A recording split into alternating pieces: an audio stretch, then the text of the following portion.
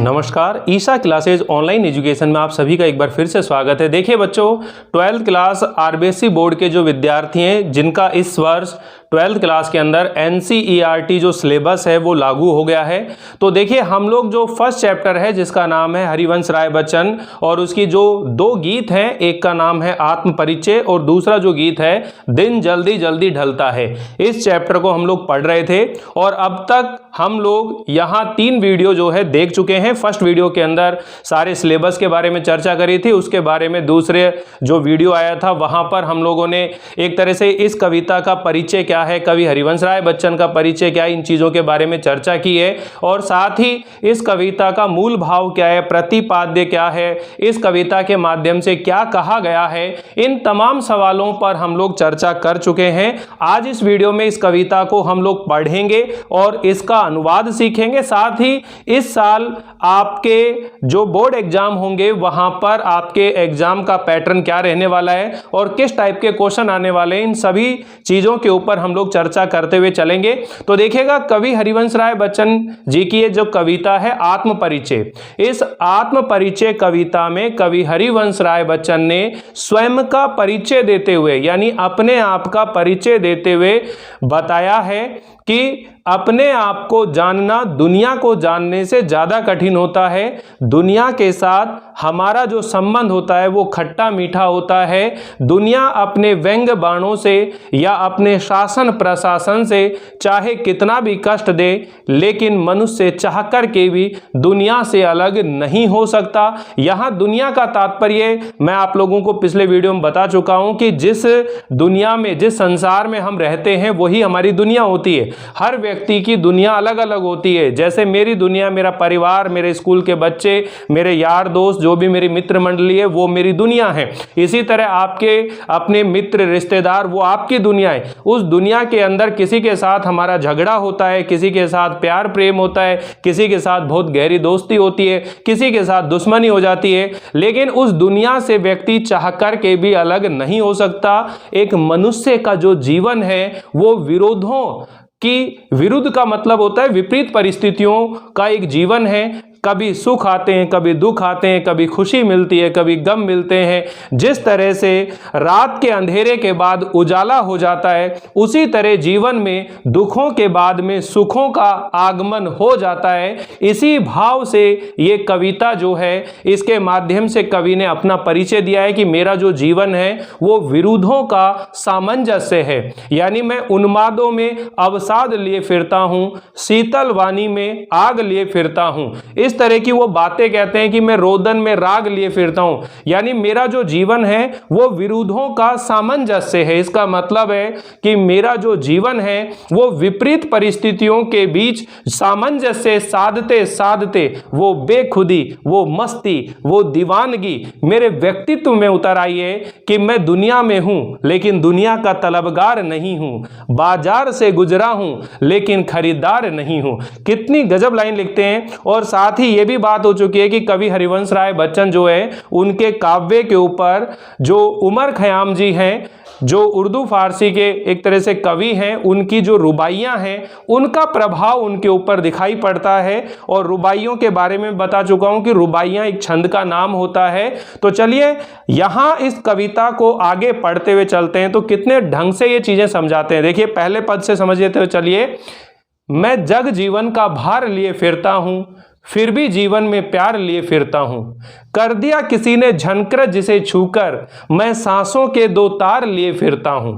मैं स्नेह सुरा का पान किया करता हूं, मैं कभी न जग का ध्यान किया करता हूं। जग पूछ रहा उनको जो जग की गाते हैं, मैं अपने मन का गान किया करता हूं। मैं निज उर के उपहार लिए फिरता हूं, मैं निज उर के उद्गार लिए फिरता हूं। ठीक है ना। और यहां पर देखिएगा ये कितनी गजब तरीके से लाइन लिखते हुए चलता है। तो हम एक बार पूरी कविता को ना पढ़ते हुए एक बार इसको यहां एक एक पैराग्राफ वाइज मैं आप लोगों को समझाते हुए चलता हूं ताकि सब चीजें आपको समझ में आ जाए। तो यहां इस साल एक तो व्याख्या नहीं आएगी आप लोगों की, जैसे पहले व्याख्या आती थी, अब व्याख्या नहीं आएगी। अब आपको क्या होगा कि आपको एक ये जो पद है, ये एक पहला पद है, जैसे ये 4 पंक्तियां आपको दे दी जाएंगी और इस तरह नीचे 4 प्रश्न दे दिए जाएंगे और 4 प्रश्न जो है आपको बताने होंगे। तो एक मैं आप लोगों को यहाँ ये जो पद है पहले शुरुआत के 2 उनके प्रश्न यहां लिखे हुए हैं, ये भी हम लोग चर्चा करेंगे। तो चलिए देखते हैं। मैं जग जीवन का भार लिए फिरता हूं, फिर भी जीवन में प्यार लिए फिरता हूं। यानी कवि हरिवंश राय बच्चन अपने आप का परिचय दे रहे हैं, स्वयं का परिचय दे रहे हैं और अपनी जीवन शैली को समझा रहे हैं कि मैं जग जीवन का भार लिए फिरता हूं, मैं इस सांसारिक जीवन का बोझ लिए फिरता हूं। अब आपसे पूछा जाएगा कि जग जीवन का भार लिए फिरने से कवि का क्या मतलब है भाई? तो जग जीवन का मतलब होता है सांसारिक जीवन, और सांसारिक जीवन के अंदर हमारे ऊपर बहुत सारी जिम्मेदारियां होती है, हमें बहुत से रिश्ते नाते निभाने पड़ते हैं। हमारी जो भूमिका होती है कभी पुत्र के रूप में होती है, कभी पिता के रूप में होती है, कभी भाई के रूप में होती है, कभी बेटे के रूप में होती है। अलग अलग पात्रों के रूप में हमें अपनी भूमिका अदा करनी होती है और दुनिया के साथ में कई तरह की रिश्तेदारी हमें निभानी पड़ती है। तो वो जो दुनियादारी निभाने का जो बोझ है वो हर मनुष्य के ऊपर होता है। लेकिन यहां कवि हरिवंश राय बच्चन अपने बारे में कह रहे हैं कि मैं जग जीवन का भार लिए फिरता हूं, यानी मैं इस सांसारिक जीवन का बोझ लिए फिरता हूं, अर्थात इस संसार में दुनियादारी निभाने का, रिश्तेदारी निभाने का मैं एक उत्तरदायित्व, एक जिम्मेदारी लिए फिरता हूं। फिर भी जीवन में प्यार लिए फिरता हूं, किंतु फिर भी मेरे हृदय में सभी के लिए प्रेम भाव है, मैं सबके लिए एक प्रेम भाव लिए फिरता हूं, यानी फिर भी मैं प्यार लिए फिरता हूं। तो यहां पर देखिए, फिर भी जीवन में प्यार लिए फिरता हूं, तो इसका मतलब यही हो गया कि हम कई बार ऐसी स्थिति में होते हैं बेटा कि जब हम दुनिया में रिश्ते नाते निभा रहे होते हैं तो हमारे जीवन में कई बार इतने दुख या संकट आते हैं कि हम अपने जीवन से निराश हो जाते हैं, हताश हो जाते हैं, चिड़चिड़ा स्वभाव हो जाता है, बेवजह गुस्सा करने लग जाते हैं, लोगों से ईर्ष्या करने लग जाते हैं, बेवजह उनसे दुश्मनी पाल लेते हैं, ठीक है, और अपने जीवन में दुखी होकर के एक निराशा और हताशा से भरा जीवन जीते रहते हैं। किंतु कवि हरिवंश राय बच्चन अपने जीवन के माध्यम से हमें यह समझाने की कोशिश करता है कि जीवन में चाहे कितने भी दुख क्यों ना जाए, जीवन में कितनी भी बड़ी तकलीफ क्यों ना जाए, कितने भी संघर्ष क्यों ना करने हो, लेकिन अपने हृदयगत जो प्रेम भाव है उसे कभी मिटने नहीं देना चाहिए और लोगों के प्रति एक प्रेम भाव हमें रखना चाहिए। हमें संसार की जिम्मेदारियां निभाते हुए और अपने हृदय में लोगों के प्रति प्रेम भाव रखना चाहिए। तो देखिए क्या कहता है, मैं जग जीवन का भार लिए फिरता हूं, फिर भी जीवन में प्यार लिए फिरता हूं। कर दिया किसी ने झनकृत जिसे छूकर, कि मेरे हृदय को, मेरे हृदय रूपी वीणा को किसी ने छू करके और उसे झंकृत कर दिया है। यानी मेरे जीवन में मेरे हृदय को छू करके किसी ने झंकृत कर दिया है। और जैसे वीणा को झंकृत करते हैं, वीणा को छूते हैं तो उसमें संगीत की तान निकलती है, और जब संगीत की तान निकलती है तो जीवन आनंद में हो जाता है। उस संगीत को सुन करके मन में एक उत्साह उल्लास का भाव जाग जाता है। तो कवि के हृदय में भी मानो किसी ने उनको संगीत की भाव जगा दिए हों, उनके हृदय को छूकर किसी ने झंकृत कर दिए हों। तो देखिए यहां आगे भी लाइन आएगी कि सांसों के 2 तार से क्या मतलब है, या फिर यह भी हो सकता है कि कवि का हृदय किसने झंकृत किया है। तो देखिएगा कवि का जो हृदय है वो है किसने झंकृत किया है। आपने परिचय वाला अगर वीडियो देखा होगा तो मैंने बताया था कि कवि हरिवंश राय बच्चन जी का जो विवाह, प्रथम विवाह श्यामा देवी के साथ हुआ था, सन 1926 ईस्वी में हुआ था। और 10 साल वैवाहिक जीवन जीने के बाद सन 1936 ईस्वी में उनकी पहली पत्नी, जिसका नाम है श्यामा देवी, उनका निधन हो गया था। तो सोचिए 10 साल एक वैवाहिक जीवन जीने के बाद अगर उसका जीवन साथी उससे बिछड़ जाए या किसी वजह से उससे दूर हो जाए तो उसके जीवन में क्या दुख नहीं आएंगे। तो उसका हृदय अंदर से टूट गया, अपने उस प्रेयसी से, अपनी उस प्रेमिका, अपनी पत्नी से बिछड़ गया। तो उसका जो वियोग है, उस वियोग दशा में व्यक्ति को दुख होना चाहिए। लेकिन कवि वहां पर क्या कह रहा है कि उस वियोग स्थिति के अंदर भी मेरे हृदय के अंदर मानो एक वियोग की दशा उत्पन्न हुई है, मेरे हृदय को छूकर झंकृत कर दिया है। मैं सांसों के 2 तार लिए फिरता हूं, किंतु मैं फिर भी सुख दुख रूपी सांसों के दो तार लिए फिरता हूं। अब यहां पर आपसे पूछा जाएगा सांसों के दो तार से कवि का क्या आशय है, तो आपने बताना है सांसों के दो तार का आशय है कवि अपनी प्रेयसी की जो स्मृतियां हैं, जो यादें हैं, उन्हें लिए फिरता है। यानी कि यद्यपि वह अपनी प्रेयसी, अपनी पत्नी से बिछड़ गया है, उससे वियोग हो गया है, लेकिन उसके हृदय में आज भी अपनी उस पत्नी का प्रेम भरा हुआ है। तो उस प्रेम के सहारे अपने जीवन को आनंद और उल्लास के साथ व्यतीत कर रहा है। वह दुख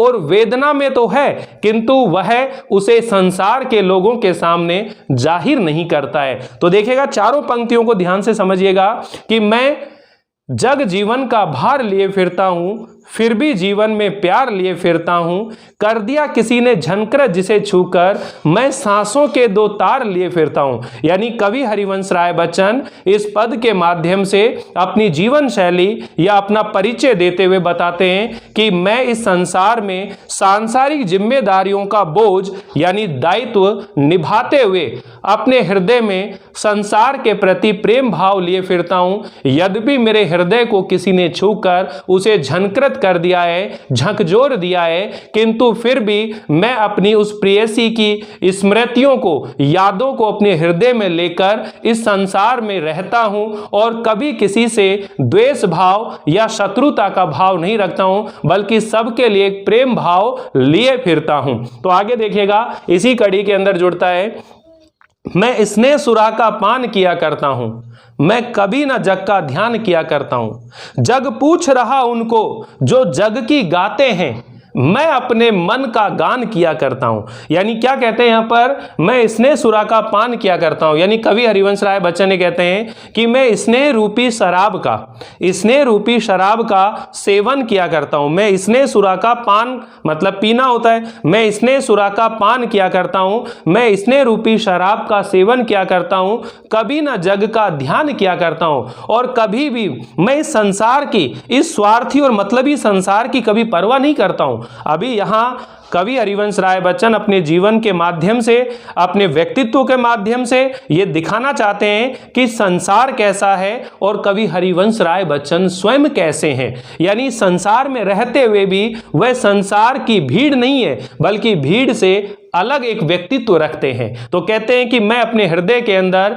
स्नेह सुरा का पान किया करता हूं और कभी न जग का ध्यान किया करता हूं। जग पूछ रहा उनको जो जग की गाते हैं, मैं अपने मन का गान किया करता हूं। ये जो जग है, ये संसार है, ये तो उन्हीं लोगों को पूछता है, उन्हीं लोगों का सम्मान करता है जो उनके जैसी मतलब की बातें करते हैं, उनके जैसे स्वार्थ की बातें करते हैं। लेकिन कवि को ये स्वार्थी और मतलबी संसार बिल्कुल भी प्रिय नहीं लगता है, और यही कारण है कवि अपने मन का गुणगान किया करता है। यानी कि मन का गान करने का मतलब है कवि अपने हृदयगत जो भाव है, अपने हृदय में जो प्रेम भाव है, उसी का अपनी गीतों के माध्यम से, अपनी कविताओं के माध्यम से इस संसार में क्या करता है, उसका गुणगान करता है। यही लाइनें आप लोगों को वापस से देखने की जरूरत है। तो देखिए बच्चों, क्या कह रहे हैं कि मैं स्नेह सुरा का पान किया करता हूं। तो आपसे पूछा जाएगा स्नेह सुरा से कवि का क्या आशय है, तो आपने बताना है कवि के हृदय में इस संसार के प्रति जो प्रेम भाव है, जैसे एक शराबी शराब के नशे में किसी बात की परवाह नहीं करता है, उसी तरह कवि के हृदय में इस संसार के प्रति प्रेम भाव है, और इस प्रेम से वह भरा हुआ है। एक प्रेम की व्याकुलता उनके हृदय में है, और यही कारण है कि वह संसार के स्वार्थी लोगों की परवाह नहीं करता है। ठीक है ना।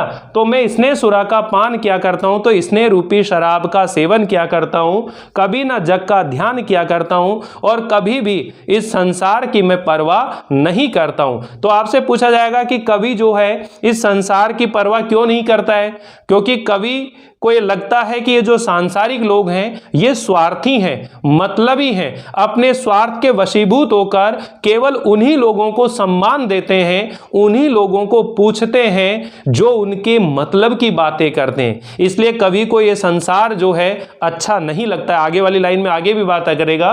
तो फिर देखिए क्या कह रहा है, जग पूछ रहा उनको जो जग की गाते हैं, मैं अपने मन का गान किया करता हूं। तो कवि किसका गान क्या करता है? अपने मन का गान क्या करता है। यानी कवि के हृदय में जो प्रेम भाव है, कवि के हृदय में जो संसार के प्रति भाव है, वह अपने मन की ही बातों का गुणगान किया करता है। ठीक है, आगे देखिए क्या करता है, मैं निज उर के उद्गार लिए फिरता हूं। अब देखिए, मैं निज उर के, उर का मतलब होता है हृदय और उद्गार का मतलब होता है भाव। यानी मैं अपने हृदय के जो भाव हैं, मैं अपने हृदय के जो प्रेमपूर्ण भाव हैं, उसे संसार में उपहार के स्वरूप बांटना चाहता हूं। देखिए क्या कहते हैं, मैं निज उर के उद्गार लिए फिरता हूं, मैं निज उर के उपहार लिए फिरता हूं। यानी कवि के हृदय में जो प्रेम भाव जागा है, वो मानो उसे उपहार स्वरूप, भेंट स्वरूप कहीं से मिला है।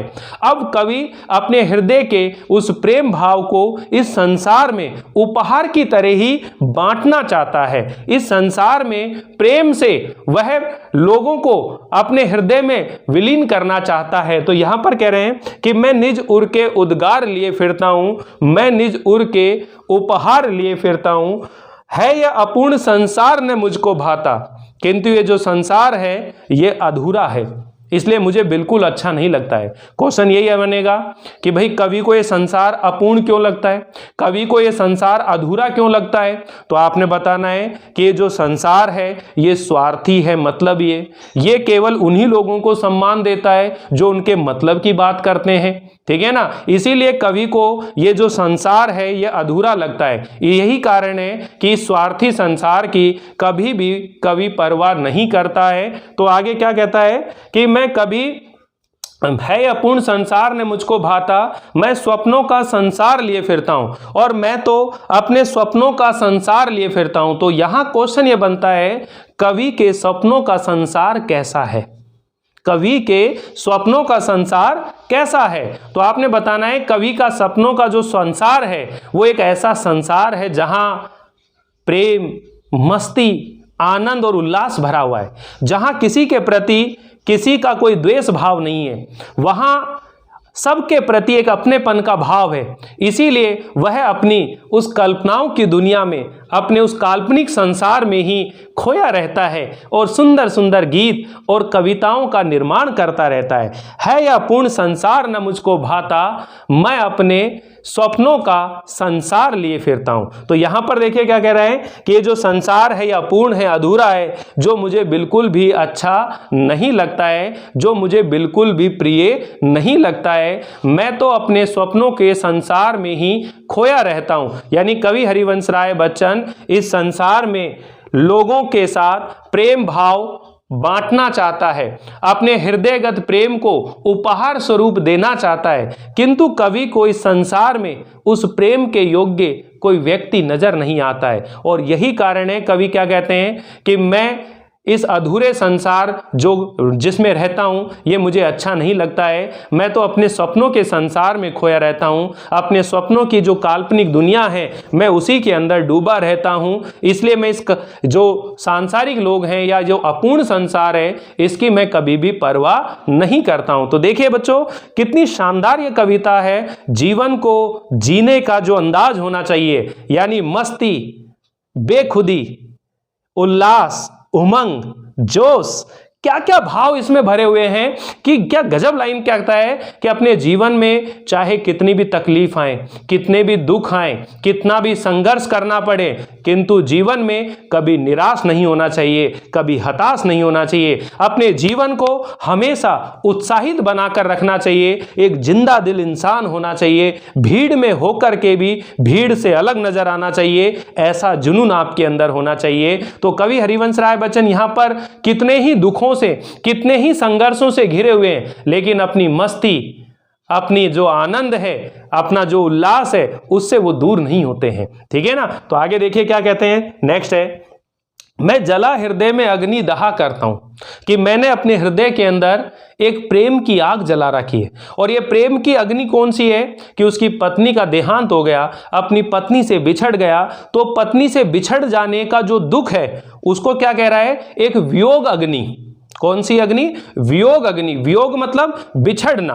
मैंने आपको एक चीज बताना चाह रहा हूं कि एक श्रृंगार रस होता है और श्रृंगार रस में दो पक्ष होते हैं, एक संयोग पक्ष होता है और एक वियोग पक्ष होता है। वियोग पक्ष में नायक और नायिका के बिछड़ने के बाद उनके हृदय की जो स्थिति होती है उसका वर्णन किया जाता है, और जो संयोग पक्ष होता है वहां नायक और नायिका जब मिलते हैं तो मिलने पर उनके हृदय में जो भाव जागते हैं वहां संयोग पक्ष होता है। यानी जब राधा और कृष्ण जी के बारे में हम बात करते हैं, जब राधा और कृष्ण जी या कृष्ण भगवान जी जब ब्रज भूमि में रहते थे तो वहां गोपियों के साथ में बड़े आनंद के साथ लीलाएं करते थे, क्रीड़ाएं करते थे, बाल गोपालों के साथ में गाय चराने जाते थे, तो वहां पर कितना आनंद और उल्लास भरा हुआ था। लेकिन जब भगवान श्री कृष्ण जी उस ब्रज को छोड़कर और मथुरा चले गए थे तो वहां गांव में जो गोपियां हैं उनके हृदय की क्या स्थिति, यानी जब कोई अपना प्रिय व्यक्ति हमसे दूर हो जाता है तो उसके दूर होने की वजह से हमारे हृदय में जो पीड़ा और वेदना जागती है, वहां उस बात का जो वर्णन किया जाता है वो वियोग पक्ष होता है। और जहां मिलन के समय का उत्साह, उल्लास और आनंद का वर्णन किया जाता है वहां संयोग पक्ष होता है। तो यहां पर कवि ने एक तरह से अपनी वियोग स्थिति का वर्णन कर रहे हैं कि मैं जला हृदय में अग्नि दहा करता हूं, कि मैंने अपने हृदय में एक प्रेम की आग, एक प्रेम अग्नि जला रखी है और उस प्रेम की आग में ही खुद को जलाता रहता हूं। यानी अपनी प्रेयसी, अपनी पत्नी से बिछड़ने के बाद में उससे जो वियोग हो गया, बिछड़ गया, उसके हृदय में उसके बिछड़ने की जो पीड़ा है, जो दर्द है, वो एक प्रेम भाव उसके हृदय में जागा हुआ है। तो उसी चीज को यहां पर कवि क्या कहता है कि मैं जला हृदय में अग्नि दहा करता हूं, कि मैंने अपने हृदय में एक प्रेम की आग जला रखी है और उस प्रेम की आग में ही हमेशा खुद को जलाता रहता हूं, हमेशा उसमें खुद को जलाता रहता हूं, सुख दुख दोनों में मग्न रहा करता हूं, किंतु फिर भी मैं अपने जीवन में चाहे सुख आए या दुख आए, मैं दोनों ही स्थितियों में बिल्कुल मग्न रहता हूं, आनंदित रहता हूं, इस संसार की परवाह नहीं करता हूं। आगे क्या कह रहा है, जग भव सागर तरने को नाव बनाए, और इस सांसारिक जीवन को आनंद और उल्लास से पार करने के लिए तरह तरह के उपाय अपने मन में सोचता रहता हूं। यानी किस तरह से इस सांसारिक जीवन को आनंद में बनाया जा सके, इस बारे में ही विचार करता रहता हूं। जग भव सागर तरने को नाव बनाए, मैं भव मौजों पर मस्त बहा करता हूं। यानी मैं इस संसार रूपी समुद्र की लहरों पर मस्ती और आनंद के साथ, उल्लास के साथ अपने जीवन में निरंतर आगे बढ़ता रहता हूं, कभी मैं इस संसार की परवाह नहीं करता हूं। यानी कितना गजब व्यक्तित्व इनका हुआ होगा कि जीवन के दुख तकलीफों में भी इन्होंने हंसना मुस्कुराना नहीं बंद किया।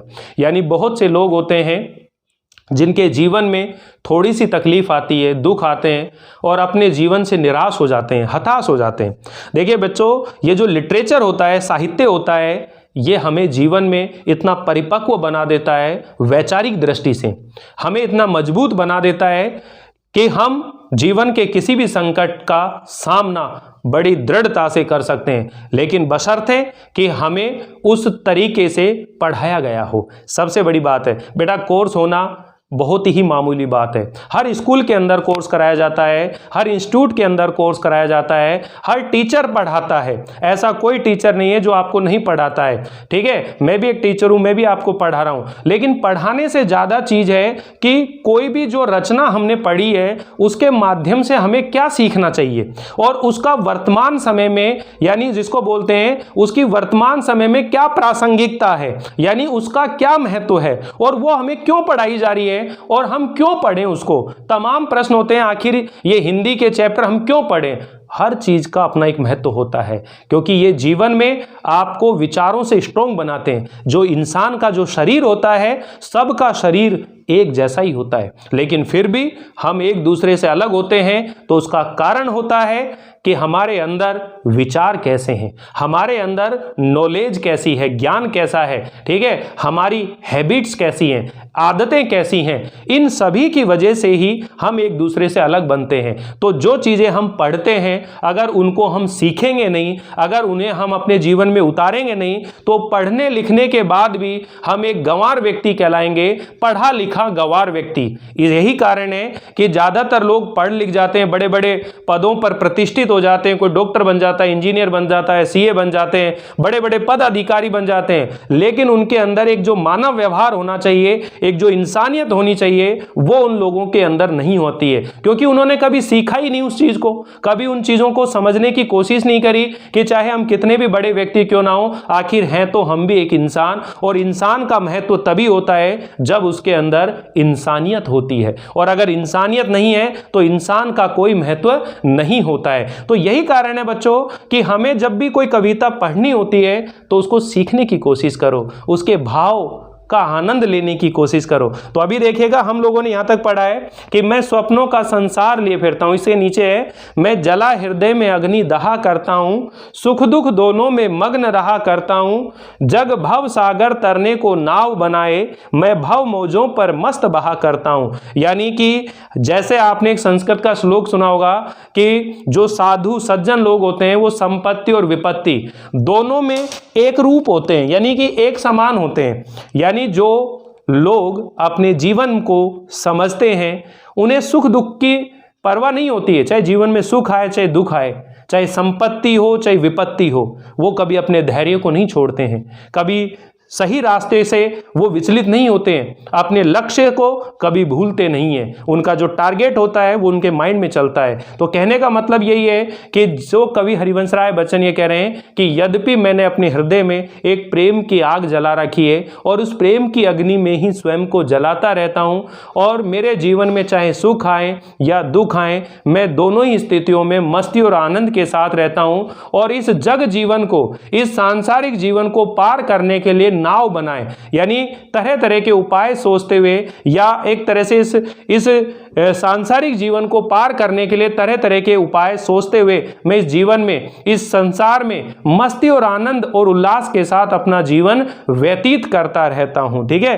तो ये देखिएगा बच्चों, इस तरह से कुछ पैराग्राफ मैंने पढ़ा है, यानी कि ये जो 8 लाइनें होती हैं इसका एक पद बनता है, और ये दूसरी 8 लाइनें इसका दूसरा पद बनता है। तो टोटल अभी हमने 2 पद पढ़े हैं, और ये जो आत्म परिचय कविता है इसके अंदर टोटल 5 पद हैं। कितने पद हैं? टोटल 5 पद हैं। 5 में से अभी हमने 2 पढ़े हैं, 2 में से एक पद के ये क्वेश्चन मैंने लिखे हैं कि किस किस टाइप के क्वेश्चन बन सकते हैं। जग जीवन का भार लिए फिरने से कवि का क्या आशय है, और ऐसे में भी वह क्या कर लेता है। तो जग जीवन का भार लिए फिरने का आशय है कि कवि सांसारिक जीवन में उत्तरदायित्वों को निभाता है, और सांसारिक जीवन में जो उसके ऊपर जिम्मेदारियां हैं उनको निभाते हुए जीवन जीता है। ऐसे में वह क्या कर लेता है, ऐसे में भी वह अपने हृदय में उन लोगों के प्रति क्या रखता है, प्रेम भाव रखता है, अपने मन से, अपने जीवन से कभी निराश नहीं होता है। इसने सुरा से कवि का क्या आशय है, इसने रूपी शराब, यानी कवि के हृदय में लोगों के प्रति, संसार के प्रति प्रेम भाव भरा हुआ है, इसने रूपी शराब। जग पूछ रहा उनको, इस पंक्ति का आशय क्या है, इस पंक्ति का आशय है कि जो सांसारिक लोग हैं केवल उन्हीं लोगों को पूछते हैं जो उनके मतलब की बातें करते हैं या उनके मन की जैसी बातें करते हैं। इसी कारण कवि को ये संसार जो है अच्छा नहीं लगता है।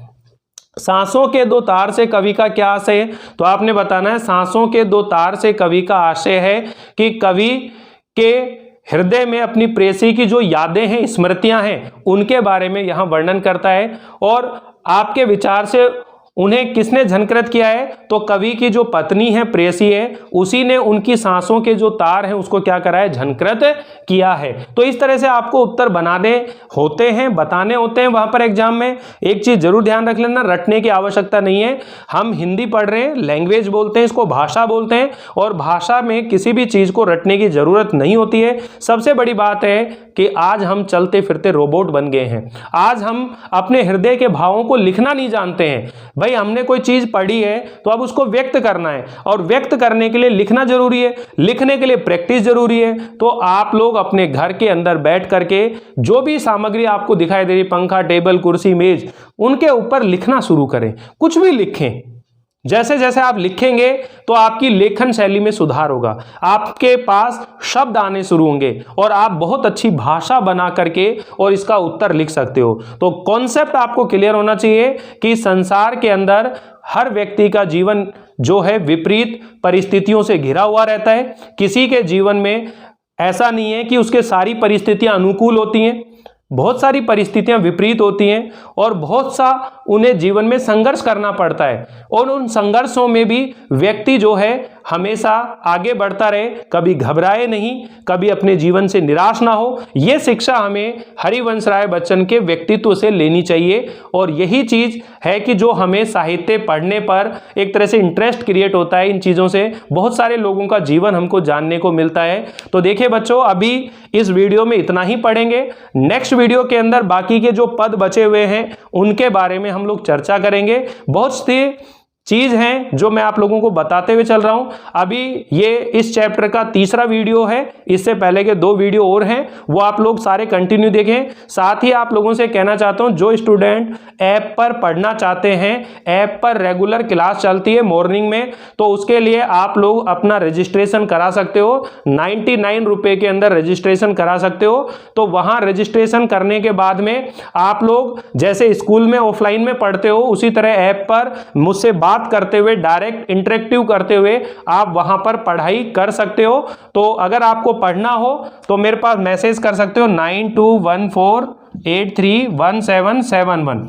यहां आप मैसेज कर कर और वहां ज्वाइनिंग करवा सकते हो आप। तो फिर देर किस बात की, तो जुड़े आप। और अगर आप इस तरह YouTube पर पढ़ना चाहते हो तो फ्री ऑफ कॉस्ट रहेगा, YouTube पर भी सारा कोर्स आता रहेगा, ठीक है। तो यहां पर भी आप अपनी पढ़ाई कर सकते हो।